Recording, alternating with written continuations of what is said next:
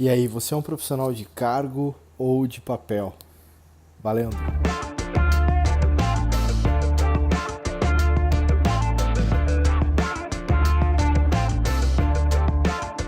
E aí, minha galerinha, aqui é Daniel Wild. E eu fiz uma pergunta no Twitter dias atrás, perguntando pra galera se você era um profissional de cargo ou um profissional de papel. E, e aí as pessoas deixaram lá seus comentários e tal.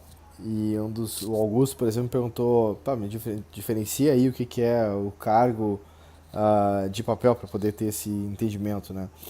E basicamente o que eu trouxe com essa discussão é que muitas vezes a gente tem um conjunto de habilidades que a gente tem, que a gente trabalha, que a gente desenvolve, e, e a gente quer desempenhar exatamente aquilo que aquela habilidade está me dizendo. Então, eu sou um cara especialista em desenvolvimento de software numa linguagem X e eu quero ser chamado de profissional que desenvolve uma linguagem X e, por consequência, eu quero um trabalho que seja especificamente em cima daquela minha habilidade. Ah, e aí, de repente, o que me move em relação ao trabalho, em relação à profissão que eu tenho, em relação a como eu evoluo, de repente, de um projeto para outro, de uma empresa para outra, tá sempre atrelado àquele cargo, aquela coisa específica ali que eu faço. E eu acho que faz muito sentido, quer dizer, daqui a pouco você atua lá como, né, que tem um papel de design de solução, arquiteto, sei lá, ou coisa parecida, e de repente você quer ter o cargo, né? Assim como eu já tive situações de pessoas que trabalharam comigo que acabaram saindo da equipe porque elas queriam ter um cargo e eu não conseguia oferecer para elas aquele cargo, né? Numa estrutura de empresa mais horizontal e elas não poderiam ter acesso àquele cargo, né? Eu queria ter um cargo de gerente, mas eu não posso te oferecer um cargo de gerente porque eu não quero que ninguém seja gerente, né? Naquele contexto que eu estava, mas eu brincava sempre citando, né, Henry Mintzberg, né, que nós não precisamos tanto assim de gerentes, mas precisamos de pessoas capazes de gerenciar. Então, nesse sentido, fazer a gestão de algo, seja de um projeto, ou de uma demanda, ou de uma equipe, ou de qualquer que fosse o que a gente estivesse falando ali, estava muito mais atrelado a um papel desempenhado dentro de um time do que necessariamente um cargo, necessariamente a uma situação que eu sou aquilo e só aquilo, né? Então, ser um cargo muitas vezes pode ser visto como uma coisa limitante, quer dizer, eu estou ali fazendo aquela situação e nada mais importa e eu só quero viver aquela situação ali. Quando eu digo ser um profissional de papel, eu diria que eu na minha história, eu sempre fui uma pessoa que estava para apoiar a organização. E aí, quando eu estava lá para apoiar aquela organização, eu estava ali disponível para poder atuar em diferentes papéis, conforme o problema que eu tivesse vivenciando. Então, por vezes eu tinha um trabalho de desenvolvimento de software, mas também por vezes eu tinha que estar atuando como um cara de atendimento ao cliente, ou num processo de pré-venda, ou num processo de gestão de uma demanda de um projeto, ou fazendo meio que a gestão de um projeto, mas esses diferentes papéis eles estavam dentro do meu processo de estar ajudando o meu cliente a resolver algum problema ou estar desempenhando desenvolvimento de uma nova funcionalidade e coisas nesse sentido. Então acaba que eu, quando me coloco sendo um profissional de papel, eu acabo vivenciando muito isso, quer dizer, eu tô ali pela organização. O modo como eu sou chamado dentro dela, ele não é tão relevante, ou na verdade me chame do que bem entender, desde que eu possa estar focado para poder resolver os problemas que eu estou me colocando à disposição para resolver, né?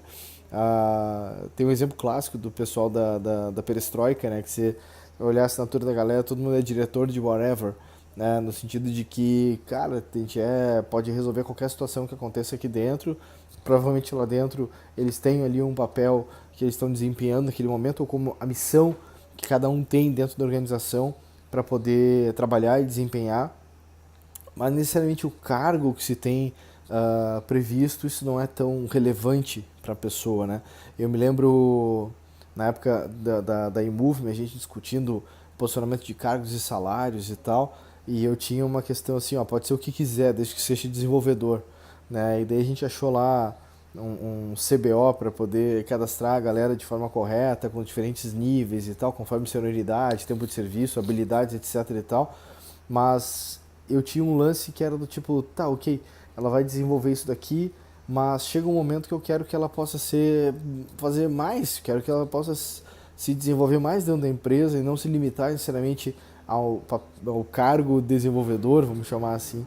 E, e aí eu lembro que a gente fuçou e achou lá um outro CBO onde eu tinha lá um papel de especialista, onde a pessoa conseguia poder realmente, né, até numa visão de cargo, ela poder desempenhar um papel que fizesse sentido para aquela situação que ela estava vivendo. Eu acho que é relevante assim quando a gente fala também. Eu já tive vídeos aqui que eu fiz sobre o profissional, né, o T-shape professional, tem o profissional P, profissional M, que tem muito a ver com quais são as habilidades que a gente tem, que a gente acaba desenvolvendo, né, e como que a gente faz essas habilidades estarem presentes no nosso dia a dia. E acho que esse é um ponto, assim, quando eu sou um profissional de papel, eu estou aberto para poder aprender, eu estou aberto para poder me colocar em situações diferentes. Eu tenho a chance de poder resolver problemas que de repente num dia a dia, num normal, numa normalidade, eu não teria acesso, né? Eu não teria disponibilidade para resolver aquilo ali, eu não teria autonomia para poder buscar resolver, né, os problemas que quando eu me coloco como um profissional de papel, que tem uma missão, que tem algum objetivo, e esse objetivo ele pode mudar, e nessa mudança também pode mudar um pouco daquele foco que eu estou tendo, né? Isso, eu acabo achando isso muito mais interessante para ser percebido, né? E eu estava brincando esses dias assim, tentando enxergar um pouco situações de empresas onde de repente um posicionamento mais de cargo possa ser relevante, situações de onde um foco de papel ele pode ser mais interessante.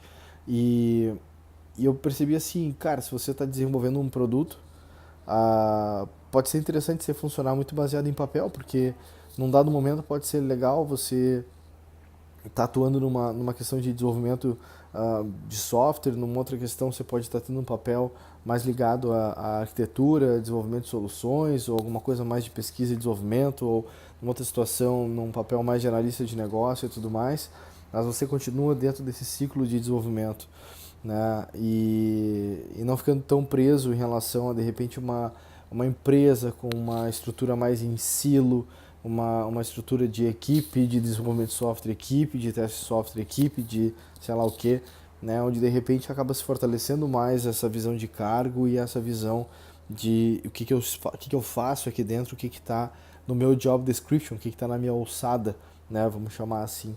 E eu acabo vendo quando a gente acaba atuando com um produto que essa mescla, essa mexida, ela é mais abrangente, quer dizer, eu consigo ter mais autonomia, eu consigo enxergar a possibilidade de estar atuando dentro de um time, podendo acabar tendo papéis diferenciados. De repente, numa situação, eu posso ter o papel lá do cara que vai ser o Scrum Master, e depois, num outro time, eu posso ter um papel que vai ter uma visão de liderança técnica para poder conjugar com outras pessoas e tomar as decisões que vão estar sendo apoiadas, ou sabendo quem puxar da equipe para poder ajudar a tomar decisões.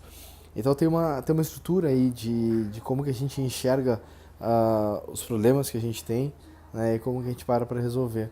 Eu estou deixando o link aqui nesse vídeo para essa thread lá no Twitter, que fala sobre essa coisa do profissional de papel e tudo mais. Mas é bem interessante vocês colocar para isso assim. Eu sempre achei que eu só ia conseguir ser profissional de papel em empresas pequenas, né? Eu tinha a sensação de que trabalhando numa empresa pequena eu teria liberdade para ser um profissional de papel, e se eu trabalhasse numa empresa maior eu seria obrigado a ter um cargo e me atrelar a ele.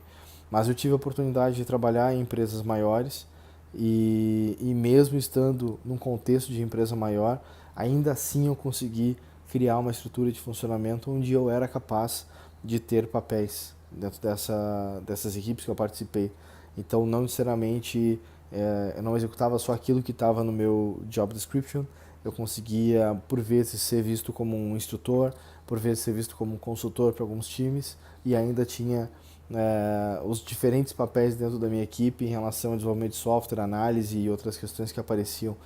Mas é interessante a gente poder exercitar isso e até desafiar, né? Se na sua empresa você acaba não tendo essa liberdade de poder apoiar outros projetos ou poder estar ajudando outras equipes com alguma habilidade que você tem ou que você está desenvolvendo e que de repente no seu contexto atual você não consegue aplicar isso, você pode achar um outro contexto onde essas habilidades acabam sendo mais relevantes e é uma excelente forma de demonstrar para a empresa a sua continuidade, o modo como você pode entregar valor para mais áreas da empresa e não somente aquela que você trabalha.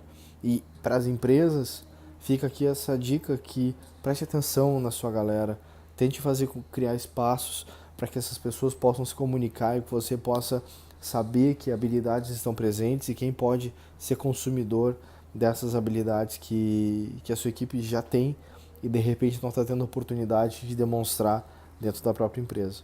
Então, queria deixar essa dica. Então, aqui Daniel Wilt, vamos lá.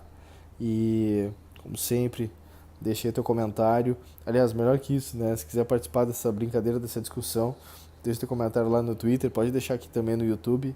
E a gente vai evoluindo, vai construindo essa conversa por aqui. Beleza? Valeu, até a próxima.